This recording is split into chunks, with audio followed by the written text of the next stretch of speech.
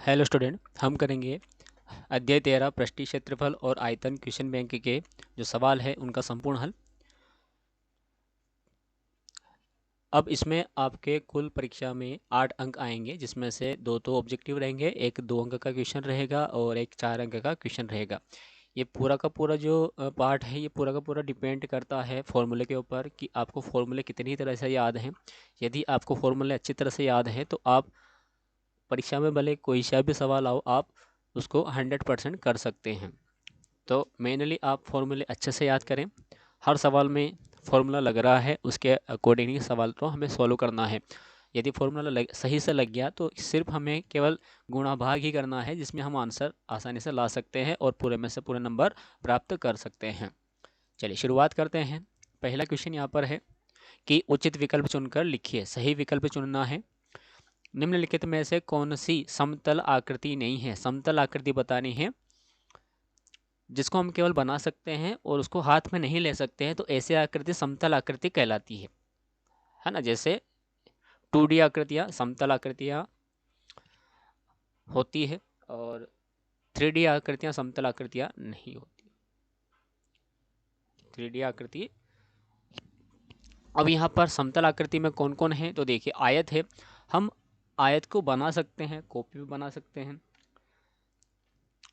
वर्ग है तो वर्ग को भी हम कॉपी में बना सकते हैं। वृत्त है, कॉपी में बना सकते हैं। घन है तो घन को हम कॉपी में तो बना सकते हैं, लेकिन इसके साथ साथ हम उसको घन, जैसे कि घनाभ होता है, यानी कि जो चौक डस्टर साफ करने का होता है, जो आपका कंपास होता है, ये 3D आकृतियाँ होती है, तो ये समतल नहीं होती है। तो इसका जो पहले का ऑप्शन है, ये सर इसका राइट आंसर है। निम्नलिखित में से ठोस आकृति नहीं है। ठोस का मतलब जो हम हाथ में लेकर छू सकते हैं वो ठोस आकृतियाँ होती है, जिनको नहीं छू सकते हैं वो ठोस आकृतियाँ नहीं हो सकती। जैसे घनाभ, तो घनाभ अभी हाल हमने समझा कि घनाभ को हम छू सकते हैं, तो ये ठोस आकृति है। बेलन ठोस आकृति है। शंकु ठोस आकृति है। लेकिन वर्ग, वर्ग को केवल हम बना सकते हैं जिसमें केवल लंबाई और चौड़ाई, केवल दो चीज़ें होती है, यानी कि लंबाई और चौड़ाई। यदि इसमें के साथ ऊंचाई भी हो जाती तो ये घन हो जाता या घनाभ हो जाता। तो यहाँ पर इसका जो सही आंसर है वो वर्ग है, और फर्स्ट वाले का जो सही आंसर था वो घन था। उसके बाद थर्ड देखिए, गोले के आयतन का सूत्र है। तो गोले के आयतन का सूत्र, तो इन चारों को ना समझाते हुए हम यहाँ पर मेनली गोले के आयतन का सूत्र याद रखते हैं। तो गोले के आयतन का जो सूत्र है वो होता है option number 4/3 pi r cube. ये फॉर्मूला होता है गोले के आयतन का, जो बहुत सारे सवालों में भी यूज़ हो रहा है। उसके बाद बेलन के कुल पृष्ठीय क्षेत्रफल का सूत्र होता है, जिसमें संकेतों के अर्थ सामान्य हैं। तो बेलन का जो कुल पृष्ठीय क्षेत्रफल का फॉर्मूला होता है वो होता है ऑप्शन नंबर बी में दे रखा है सही आंसर, 2 पाई आर कोष्टक में r+h, ये होता है। उसके बाद देखिए रिक्त स्थानों की पूर्ति कीजिए। तो यहाँ पर खाली स्थान के पृष्ठीय क्षेत्रफल का सूत्र 2 कोष्टक में LB+BH+HL, जहाँ संकेतों के सामान्य अर्थ है L यानी कि लंबाई, B यानी कि चौड़ाई, H यानी कि ऊंचाई है। तो ये जो फॉर्मूला होता है ये होता है घनाभ के पृष्ठीय क्षेत्रफल का। बेलन का पृष्ठीय क्षेत्रफल का फॉर्मूला क्या होता है? तो बेलन का पृष्ठीय क्षेत्रफल का फॉर्मूला होता है 2 पाई आर एच। शंकु के खालिस्तान का सूत्र है πr_l। तो ये जो सूत्र है ये पृष्ठीय क्षेत्रफल का सूत्र है। अर्धगोले के कुल पृष्ठीय क्षेत्रफल का सूत्र होता है, अर्धगोले का जो कुल पृष्ठीय क्षेत्रफल होता है वो होता है 3 पाई आर स्क्वायर। उसके बाद यहाँ दे रखे हैं एक शब्द या वाक्य में उत्तर दीजिए।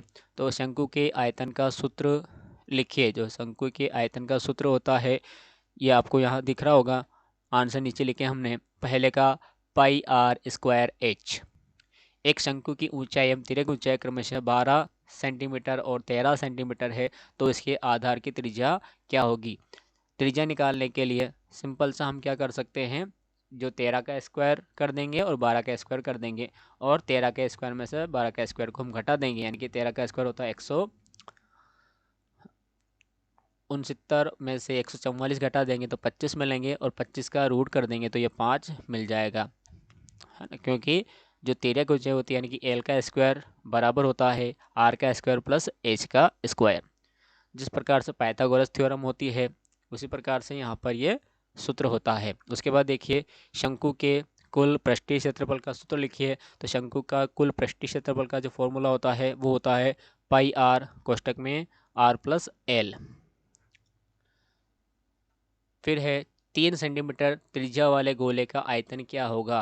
अभी हमने ऑब्जेक्टिव में सूत्र पढ़ा है गोले के आयतन का 4/3 पाई आर क्यूब होता है। वहाँ पर यदि हम आर की जगह 3 रखें और छोटा सा कैलकुलेशन करें तो हमें मिलेगा आंसर 36 पाई। और आयतन निकालने के लिए हम लिखते हैं घन सेंटीमीटर, तो घन सेंटीमीटर हमने यहाँ पर लिख दिया। उसके बाद है बेलन के आयतन का सूत्र, आयतन ज्ञात करने का सूत्र लिखिए। तो बेलन का आयतन ज्ञात करने का फॉर्मूला होता है पाई आर स्क्वायर एच। अब हमें बताना है सत्य असत्य। तो सत्य असत्य देख लेते हैं हम यहाँ पर। बेलन के कुल पृष्ठीय क्षेत्रफल इसके पृष्ठीय क्षेत्रफल से कम होता है, तो ये गलत है, ये अधिक होता है। अर्धगोले का आयतन बराबर 2/3 पाई आर क्यूब, जहाँ अर्ध यानी कि अर्धगोले की जो आर है ये गोले की त्रिज्या है, तो ये बिल्कुल यहाँ पर सत्य दे रखा है। थर्ड है यहाँ पर अर्धगोले के पृष्ठीय क्षेत्रफल और संपूर्ण क्षेत्रफल में अनुपात 2:3 होता है, तो ये भी बिल्कुल सत्य है। घन का संपूर्ण पृष्ठ बराबर 6a⁻³ होता है, जहाँ पर a घन की भुजा है। देखिए संपूर्ण पृष्ठ 6a⁻³ ही होता है, जबकि ये जो होता है 6a⁻² होता है, तो ये असत्य है। यहाँ पर पहला और चौथा असत्य है और दूसरा और तीसरा सत्य है। उसके बाद देखिए यहाँ पर सवाल स्टार्ट हो गए हैं 2 अंक और 4 अंक के। पहला प्रश्न यानी कि 5वें नंबर का प्रश्न दिया हुआ है कि 1.5 मीटर लंबा, 1.25 मीटर चौड़ा और 65 सेंटीमीटर गहरा प्लास्टिक का एक डिब्बा बनाया जाना है। इसके ऊपर से खुला रखना है। प्लास्टिक शीट की मोटाई को नगण्य मानते हुए निर्धारित कीजिए कि डिब्बा बनाने के लिए आवश्यक प्लास्टिक शीट का क्षेत्रफल कितना होगा। और यदि इस शीट का मूल्य ज्ञात करना है, यदि 1 वर्ग मीटर शीट का मूल्य 20 रुपया है, ये ज्ञात करना। तो सबसे पहले तो हमें ध्यान रखना है कि जो भी मान यहाँ पर दिए जाते हैं लंबाई चौड़ाई ऊंचाई, ये तीनों एक ही राशियों में होना चाहिए। यानी कि ये मीटर है, ये मीटर है, ये सेंटीमीटर है, तो हमें सबसे पहले इस सेंटीमीटर को मीटर में चेंज करना होगा, है ना। तो मीटर में चेंज करने के लिए क्या करेंगे, क्योंकि 1 मीटर में 100 सेंटीमीटर होता है, तो हमें मीटर में चेंज करना है, तो 65 को 100 से डिवाइड कर देंगे, तो यहाँ पर इसका मान आ जाएगा 0.65 यानी कि 0.65 मीटर। तो जो ज्ञात है वो हमने वो लिखा। एल लंबाई दी हुई थी 1.5 मीटर, चौड़ाई दी हुई थी बी बराबर 1.25 मीटर, और गहराई यानी कि ऊंचाई मान सकते हैं, तो एच बराबर दी है 65 सेंटीमीटर, चेंज कर रहा है तो 0.65 मीटर हो गया। अब ध्यान रखने वाली बात है, चाहे कमरे की चारों दीवारों का क्षेत्रफल आए, यानी कि यदि हम रंग रोगन करते हैं तो चारों दीवारों का करते हैं, छत का भी करते हैं, लेकिन जो टाइल्स हम लगाते हैं उनका नहीं करते हैं। इससे तो यानी कि वो एक तरफ से खुला हुआ है। और वैसे जो डिब्बा है ये वाला, ये ऊपर से खुला हुआ है, तो यहाँ पर भी कमरे की चारों दीवारों का जो क्षेत्रफल है वो वाला सूत्र यहाँ पर हम लगा सकते हैं। ठीक, ये सवाल ये सूत्र आपके अगले वाले सवाल में भी काम आ रहा है। तो हमें सूत्र याद करना है कि प्लास्टिक का डिब्बा ऊपर से खुला है, अतः ऐसे डिब्बे को बनाने के लिए आवश्यक शीट का जो क्षेत्रफल है उसका फॉर्मूला होता है कोष्टक में 2, है ना, 2 कोष्टक के अंदर L+B/H+LB, ये फॉर्मूला होता है। ये मीटर स्क्वायर या इसकी इकाई है। यहाँ पर सबकी वैल्यूज़ हम रख देंगे। 2 L की वैल्यू यहाँ रखी, B की वैल्यू यहाँ रखी, इनटू करके H की वैल्यू यहाँ रखी, प्लस L×B। तो L का मान 1.5 है और B का मान 1.25 है। यहाँ का मीटर स्क्वायर आना ही है, घन मीटर आना, वर्ग मीटर आना है। तो यहाँ पर दो ऐसे कैसे थे, कोष्टक हटा तो इंटू लग गया, 1.5 और 1.25 को हमने आपस में जोड़ा तो ये बन गया 2.75 इंटू 0.65, प्लस इन दोनों को इंटू करा तो ये मिला हमें 1.875 वर्ग मीटर। अब यहाँ पर इन दोनों को इन तीनों को इंटू करा, फिर उसमें ये जोड़ेंगे, तो इन तीनों का इंटू करने पर आएगा 3.575, और ये ऐसा कैसे ही है प्लस 1.875। इन दोनों को जोड़ेंगे तो इसका आंसर आ जाएगा 5.45 वर्ग मीटर। ये इसका आंसर आ गया। उसके बाद हमें मूल्य भी निकालना था, तो यहाँ पर दे रखा था 1 वर्ग मीटर सेट का मूल्य 20 रुपये है, तो इनका कितना होगा, तो इसमें 20 का इंटू कर देंगे तो जो आंसर आएंगे वो इसके रुपए आ जाएंगे 109 रुपये। यहाँ पर इसका आंसर आ गया है। उसके बाद अगला सवाल देखिए, एक कमरे की लंबाई चौड़ाई और ऊंचाई क्रमशः है 5 मीटर, 4 मीटर और 3 मीटर दी है। तो बहुत अच्छी बात है कि यहाँ तीनों इकाइयाँ एक जैसी दे रखी है, तो हमें किसी को भी चेंज नहीं करना है। रुपये 7.50 यानी कि 7.5 प्रति वर्ग मीटर की दर से इस कमरे की दीवारों और छत पर सफेदी कराने का व्यय ज्ञात कीजिए। यानी कि एक तरफ से खुला हुआ है, यानी कि नीचे से खुला हुआ है, नीचे पुताई नहीं करवानी है, केवल छत की और चारों दीवारों की करवानी है। तो जो फॉर्मूला अभी हमने ऊपर वाले सवाल में लगाया था वही सूत्र यहाँ पर लगेगा। तो यहाँ b बराबर 4 मीटर, h बराबर 3 मीटर और l बराबर 5 मीटर दिया हुआ था। हम फॉर्मूला लिखेंगे चारों दीवारों सहित छत का क्षेत्रफल तो होता है बड़े ब्रैकेट के अंदर 2 छोटे ब्रैकेट में l plus B into H plus L B. आप चाहे तो मीटर स्क्वायर बाद में भी लिख सकते हैं कैलकुलेशन करने के बाद, जब आंसर आ जाता है तब। यहाँ पर मान रखें इनको हल करेंगे, 2 कोष्टक में 5 प्लस 4 इंटू 3 प्लस 5 इंटू 4 वर्ग मीटर। ये कैलकुलेशन करने के बाद यहाँ आ जाएगा 2 गुणित 9 गुणित 3 प्लस 20 मीटर स्क्वायर। सबसे पहले इन तीनों का इंटू करेंगे, तो इन तीनों का इंटू करने पर आएगा 54 प्लस 20 एज इट इज़ है। इन दोनों को ऐड कर देंगे तो आ जाएंगे 74 74 वर्ग मीटर। ये आ गया क्षेत्रफल। अब कीमत दी थी यहाँ सवाल में कि 7.5 रुपये था वर्ग मीटर का, तो हम 7.5 का इंटू इसमें कर देंगे। तो सफेदी कराने का कुल व्यय 74 इंटू 7.50 इंटू कर देंगे, तो इसके आंसर आ जाएंगे 555 यानी कि 555 रुपये। उसके बाद अगला सवाल आता है यहाँ पर, किसी आयताकार हॉल का फर्श का परिमाप 250 मीटर है। फर्श का परिमाप दिया हुआ है यहाँ पर।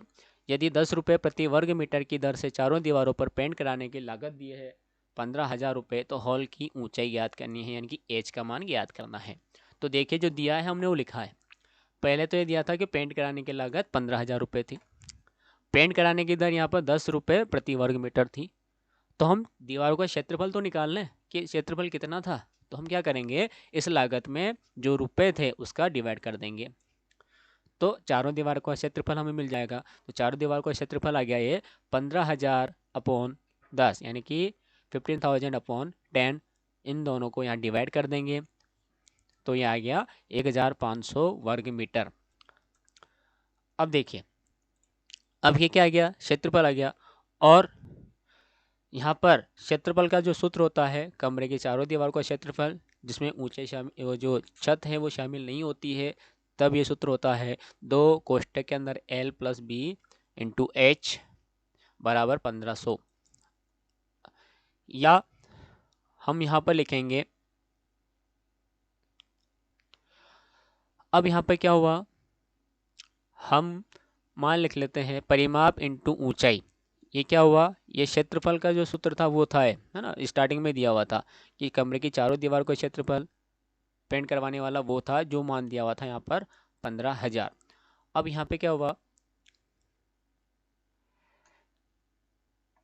परिमाप तो था यहाँ पर कितना था 250 जो सवाल में दिया हुआ था, ये आप देख सकते हैं यहाँ पर फर्श का परिमाप। तो परिमाप हमने यहाँ लिख दिया, यानी कि जो 2l प्लस बी है ना, ये इसको हम परिमाप भी बोलते हैं। आयत का परिमाप का सूत्र आपने पढ़ा है, 2 कोष्टक में लंबाई प्लस चौड़ाई होती है, तो इसकी जगह क्या लिख दिया यहाँ पर परिमाप लिख दिया, और परिमाप को हमने यहाँ पर लिख दिया 250। यहाँ पर ये 1500 है, 15,000 नहीं है, यहाँ केवल एक ही जीरो है, ध्यान रखें। तो 250 इंटू ऊंचाई बराबर क्या हो गया 1500 हो गया, एक जीरो है यहाँ पर 1500 है। तो ऊंचाई बराबर क्या हो जाएगी, तो 250 इसके डिवाइड में चले जाएंगे और 1500 को हम 250 से डिवाइड कर देंगे, तो इसके हॉल की ऊंचाई आ जाएगी 6 मीटर की। उसके बाद अगला सवाल यहाँ आता है, ऊंचाई 14 सेंटीमीटर वाले एक लंबवृत्तीय बेलन का वक्र पृष्ठ दिया हुआ है 88 वर्ग सेंटीमीटर। बेलन के आधार का व्यास ज्ञात कीजिए। लंबवृत्तीय बेलन दिया है, बेलन का क्या दिया, वक्र पृष्ठ दिया है, तो हमें वक्र पृष्ठ का सूत्र लगाना है। अब क्या दिया यहाँ पर, तो सबसे पहले हमने माना है कि जो त्रिज्या है वो r है और बेलन की ऊंचाई h बराबर 14 सेंटीमीटर दे रखी है। वक्र पृष्ठीय क्षेत्रफल का जो फॉर्मूला होता है वो होता है 2πr(h) है ना, किसका होता है, बेलन का होता है। और वक्र पृष्ठीय क्षेत्रफल दिया है 88 सेंटीमीटर, यानी कि दोनों मान बराबर होंगे, तो दोनों मान हमने बराबर लिखे हैं। तो 88 बराबर 2 इंटू पाई का मान यहाँ लिख दिया हमने 22/7 into r as it is है, और इंटू ऊंचाई 14 दे रखी थी। अब हमें चूँकि इस आर का मान निकालना था, तो हमने 88 के पास जो संख्या है इधर वाली, इनको उधर भेजा है। तो भेजने पर क्या होगा कि जो डिवाइड में है वो तो 88 के इंटू में चल जाएगी, जो यहाँ ऊपर लिखी है इसके अपॉन में चल जाएगी। तो ये आर बराबर आ जाएगी 88 इंटू 7 अपॉन 2 इंटू 22 इंटू 14। यहाँ पर छोटी सी कैलकुलेशन ये करेंगे तो अब इसका आंसर आ जाएगा 1, यानी कि आर बराबर क्या आई है, 1 सेंटीमीटर आई है। चूँकि हमसे तो केवल इसका व्यास पूछा था, और व्यास जो त्रिज्या है उसका डबल होता है, यानी कि आधार का व्यास बराबर 2r, यानी कि 2 इंटू 1 सेंटीमीटर, यानी कि 2 सेंटीमीटर इसका आंसर बन गया। नेक्स्ट क्वेश्चन आता है यहाँ पर कि धातु की एक चादर से 1 मीटर ऊंची और 140 सेंटीमीटर व्यास के आधार वाली एक बंद बेलनाकार टंकी बनाई जाना है।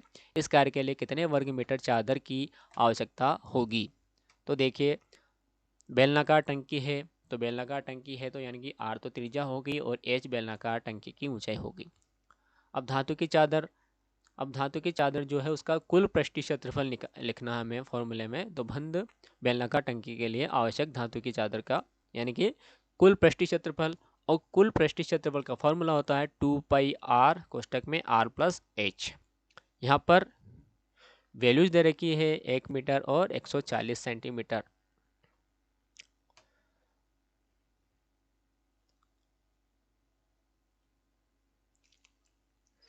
अब हम h तो 1 मीटर दे रखा था, और r यानी कि त्रिज्या दे रखी सेंटीमीटर में।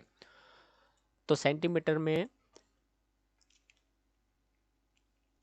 सॉरी, ये व्यास दे रखा है यहाँ पर 140, क्या दे रखा है, व्यास दे रखा है। तो व्यास का आधा त्रिज्या होती है, तो 140/2 ये हो गया 70 सेंटीमीटर, और 70 सेंटीमीटर को मीटर में चेंज किया है, यानी कि 100 का भाग दे दिया, तो ये हो गया 0.70 मीटर। ये मान हमें इस समीकरण में लिखना है। तो यहाँ में मिलेगा 2 गुणित 22/7 इंटू 0.7 कोष्टक में 1 प्लस 0.70 वर्ग मीटर। इस स्टेप को आप पहले लिखेंगे, उसके बाद ये वाले स्टेप करेंगे। यहाँ पर इसको सोल्व करेंगे तो आ जाएगा ये 2 इंटू 22 इंटू 0.1 इंटू 1.70 वर्ग मीटर। इन सब का कैलकुलेशन करेंगे तो आ जाएगा 7.48 वर्ग मीटर। तो चादर की आवश्यकता कितनी होगी? तो ये हो जाएगी 7.48 वर्ग मीटर। इसके बाद अगला सवाल है कि एक शंकु का कुल पृष्ठीय क्षेत्रफल ज्ञात कीजिए जिसकी ऊंचाई 21 मीटर है और आधार का व्यास 24 मीटर है। तो व्यास दे रखा है, तो व्यास की आधी त्रिज्या होती है, तो r बराबर 24/2 मीटर, यानी कि 12 मीटर क्या हो गई उसकी त्रिज्या हो गई। और तिर्यक ऊंचाई दे रखी थी 21 मीटर, तो ये मीटर में दे रखा था, तो कोई दिक्कत नहीं है, दोनों मीटर में है। शंकु का कुल पृष्ठीय क्षेत्रफल ज्ञात कीजिए। पृष्ठीय क्षेत्रफल का फॉर्मूला होता है पाई आर, ये वाला होता है पाई आर कोष्टक में एल प्लस आर, ये भी लगा सकते हैं और ये लगा कर भी कर सकते हैं। वैल्यूज रखेंगे, उसके बाद यहाँ कैलकुलेशन करेंगे तो आपको आंसर मिल जाएगा 1244.57 वर्ग मीटर लगभग। यदि हम हर एक सवाल को अच्छे से समझेंगे तो काफ़ी लंबा वीडियो बनेगा। इस कारण से मैं यहाँ पर आपको शॉर्ट में सवाल समझा रहा हूँ, मेथड समझा रहा हूँ, आप स्वयं उसको ट्राई कीजिएगा, आपको उसका आंसर मिल जाएगा। एक शंकु के आधार का व्यास 10.5 मीटर सेंटीमीटर है, इसकी तिर्यक ऊंचाई 10 सेंटीमीटर है। वक्र पृष्ठीय क्षेत्रफल ज्ञात कीजिए। देखिए, वक्र पृष्ठीय क्षेत्रफल पूछा है, किसका पूछा है? शंकु का। व्यास दिया हुआ है तो व्यास का आधा हमें त्रिज्या कर लेनी है, और तिर्यक ऊंचाई यहाँ दे रखी है, तो r यहाँ पर लिखेंगे, आधा कर देंगे, 5.25 सेंटीमीटर आ जाएगा। तिर्यक ऊंचाई l दे रखी है, 10 सेंटीमीटर होता है, सवाल में दिया हुआ है।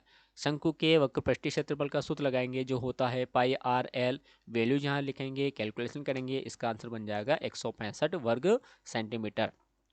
अगला क्वेश्चन यहाँ पर आता है, निम्न व्यास वाले गोले का पृष्ठीय क्षेत्रफल ज्ञात कीजिए। व्यास दिया हुआ है, यानी कि हमें त्रिज्या निकालनी है। त्रिज्या व्यास की आधी होती है, तो सबसे पहला काम यही करना है कि हमें त्रिज्या को निकालने के लिए व्यास को आधा करना है। जैसे हम ये केवल इसका पहला सवाल समझ रहे हैं, बाकी जो तीनों सवाल हैं ये सेम इसके जैसे ही है। आर यानी कि 14/2 सेंटीमीटर, यानी कि 7 सेंटीमीटर, तो इसकी त्रिज्या आ गई। पृष्ठीय क्षेत्रफल निकालना है, तो गोले का पृष्ठीय क्षेत्रफल का फॉर्मूला होता है 4πr²।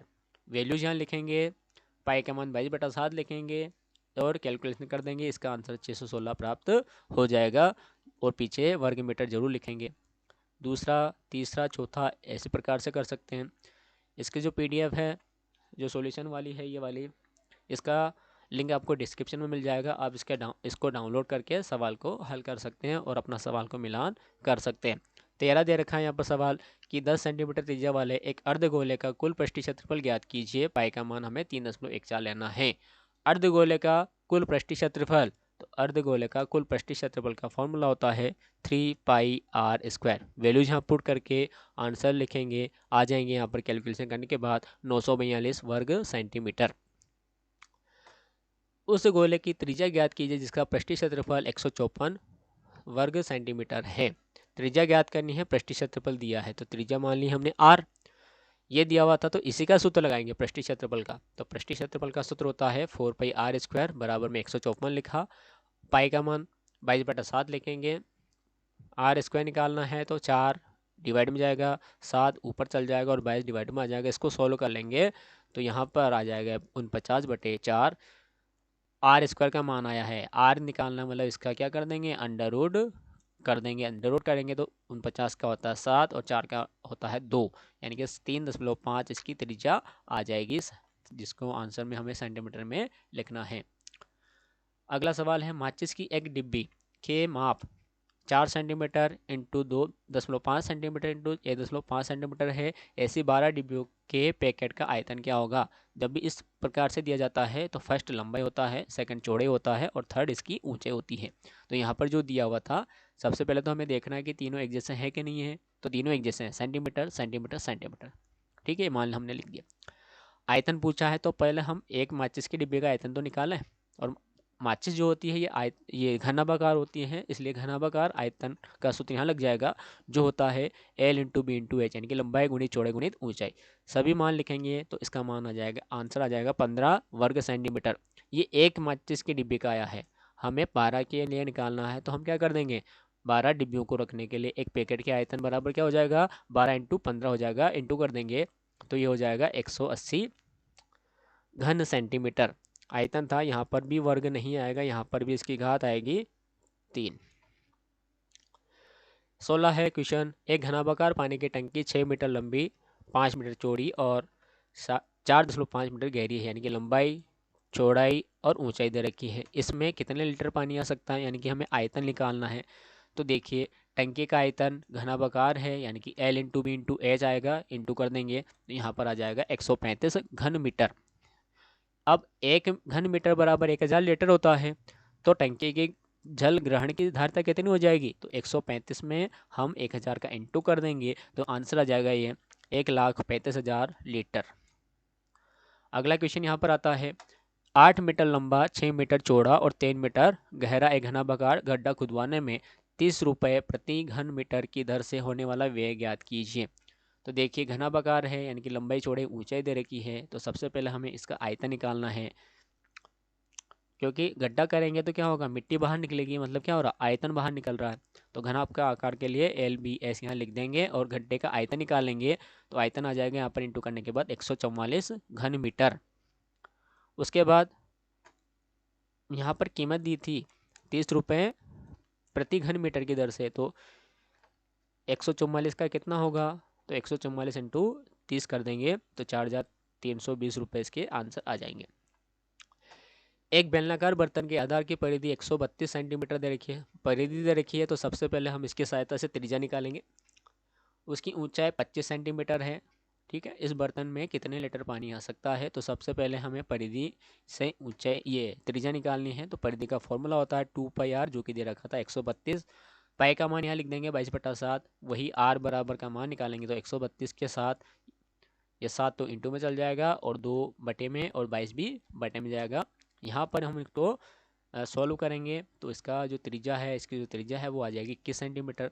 तो आयतन लगा लेंगे फॉर्मूला, तो ये होता है πr²h, ये r के साथ नहीं है, ये r² है। तो वैल्यूज यहाँ लिखेंगे, पाई का मान 22/7, r² है, यानी कि 21 को हम 2 बार लिख सकते हैं, तो 21 इंटू 21 और एच का मान सवाल में दिया हुआ था 25। यहाँ पर ये कैलकुलेशन सॉल्व करेंगे तो इसका आंसर आ जाएगा 34,650 घन सेंटीमीटर। अब सवाल में दे रखा था कि 1000 घन सेंटीमीटर बराबर 1 लीटर होता है, इस कारण से हमें 34,650 लीटर में 1,000 का डिवाइड करना होगा, तो ये आंसर आ जाएगा 34.65 लीटर। अगला सवाल यहाँ आता है कि यदि एक बेलन का पार्श्व पृष्ठीय क्षेत्रफल क्या दिया है, पार्श्व पृष्ठीय क्षेत्रफल दिया है 94.2 वर्ग सेंटीमीटर और ऊंचाई दे रखी है 5 सेंटीमीटर, तो आधार की त्रिज्या ज्ञात करनी है और बेलन का आयतन ज्ञात करना है। तो जो दिया हुआ जाता है उसी से हमें मान निकालना होता है। यहाँ पर ऊंचाई दे रखी है यानी कि एच की वैल्यू दे रखी है और पार्श्व पृष्ठीय क्षेत्रफल दे रखा है, तो हम पार्श्व पृष्ठीय क्षेत्रफल का सूत्र लगाते हैं जो होता है 2πRh, जो दिया हुआ है 94.2। पाई का मान लिख देंगे, एच का मान लिख देंगे, तो आर का मान यहाँ से आसानी से निकल जाएगा। आर का मान निकाल लेंगे 2 डिवाइड में 3.14 डिवाइड में 5 डिवाइड में, है ना, दशमलव। थोड़ा ध्यान रखते हुए यदि हम कैलकुलेशन करेंगे तो आर का मान आ जाएगा यहाँ पर 3। तो इस प्रकार से जो त्रिज्या है वो आ गई 3 सेंटीमीटर की, और बेलन का जो आयतन है उसका फॉर्मूला होता है πr²h। सभी के मान लिखे यहाँ इंटू कर देंगे तो आंसर आ जाएगा 141.3 घन सेंटीमीटर। अगला क्वेश्चन यहाँ आता है कि लकड़ी के एक बेलनाकार पाइप का आंतरिक व्यास 24 सेंटीमीटर है और बाहरी व्यास 28 सेंटीमीटर है। इस पाइप की लंबाई 35 सेंटीमीटर है। इस पाइप का द्रव्यमान ज्ञात कीजिए यदि 1 घन सेंटीमीटर लकड़ी का द्रव्यमान 0.6 ग्राम है। तो देख लीजिए यहाँ पर जो दिया है उसके अनुसार हम यहाँ लिखेंगे। तो क्या दिया हुआ था, बेलनाकार बर्तन के लिए एच, पाइप की लंबाई 35 सेंटीमीटर। अब उसमें क्या होता है, 2 त्रिज्याएं होती है, बाहर की त्रिज्या और अंदर की त्रिज्या।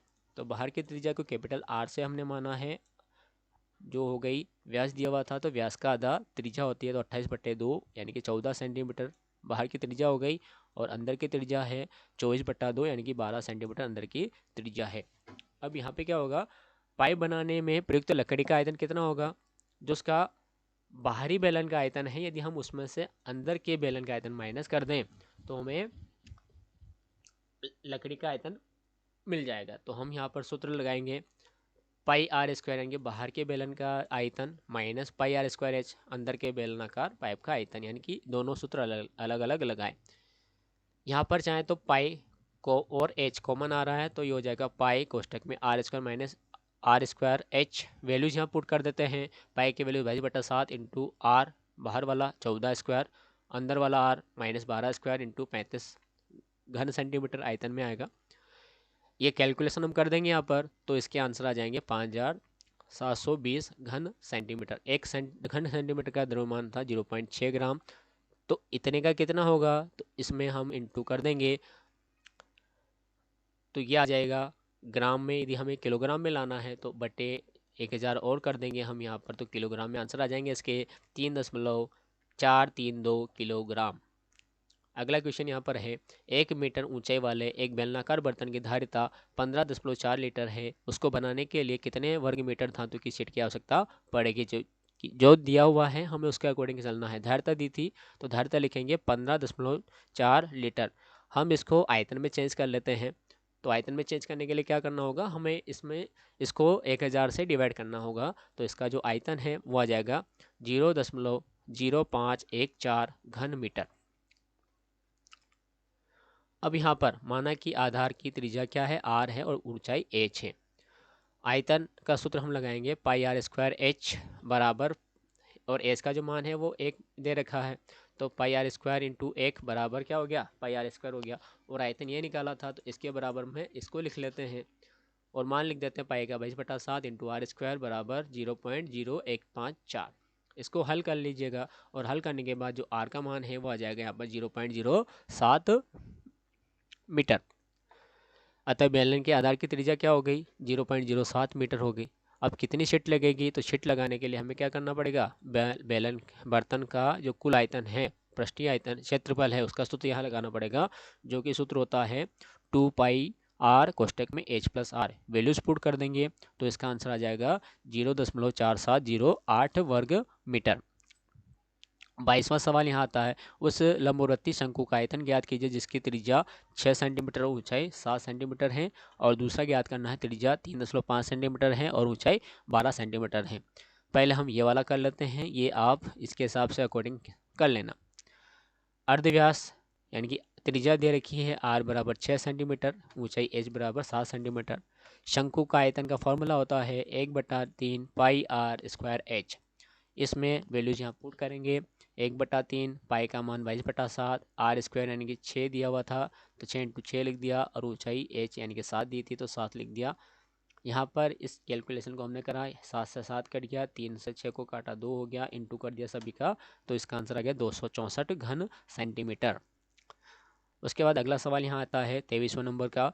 एक शंकु की ऊंचाई 15 सेंटीमीटर है, इसका आयतन 1570 यानी कि 1570 घन सेंटीमीटर है, तो आधार की त्रिज्या ज्ञात कीजिए।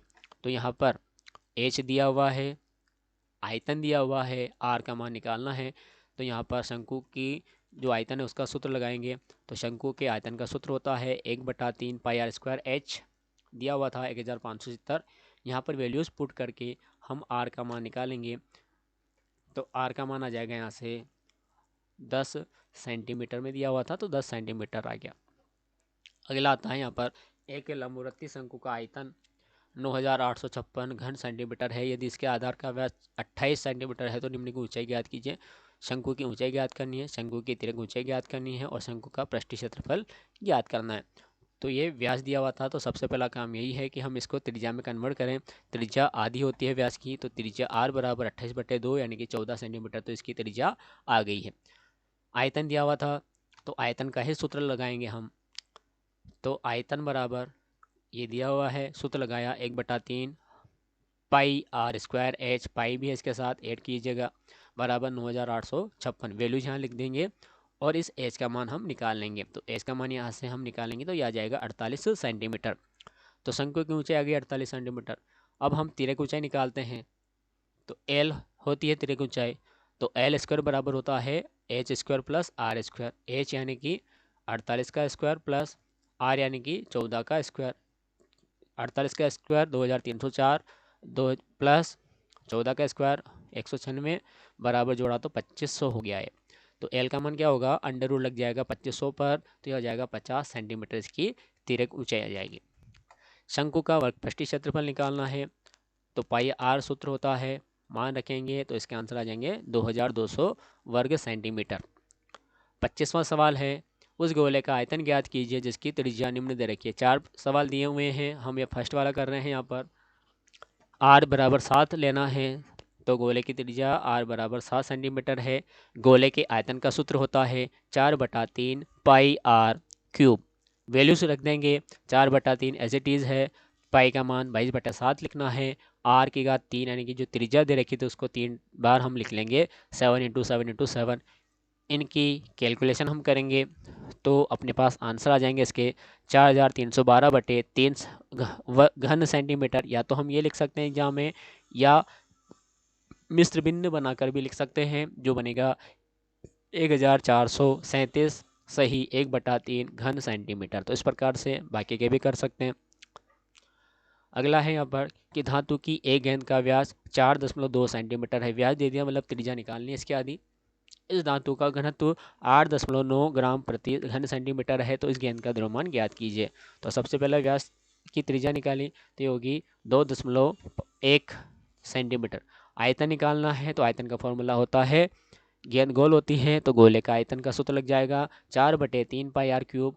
वैल्यूज पुट कर देंगे और यहाँ से इसका मान आ जाएगा 38.808 घन सेंटीमीटर।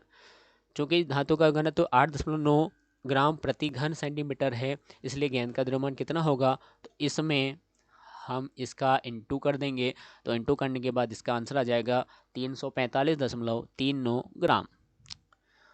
उसके बाद इस अध्याय का लास्ट क्वेश्चन है यहाँ पर कि चंद्रमा का व्यास प्रत्येक के व्यास का लगभग 1/4 है। व्यास दिया हुआ है, ध्यान रखें।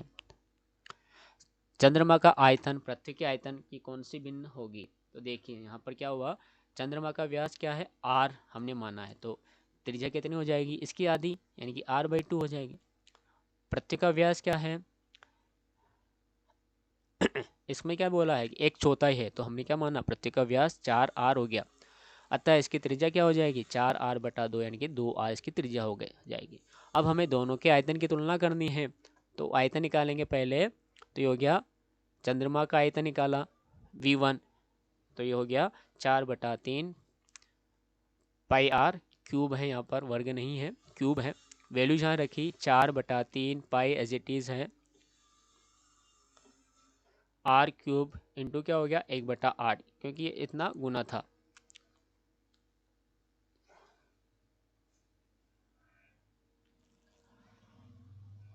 तो यहाँ पर इस 8 को तो हमने इधर भेज दिया V1 की तरफ, तो 8V1 बराबर आ गया 4/3 पाई आर क्यूब, समीकरण नंबर 1 यहाँ दे दिया।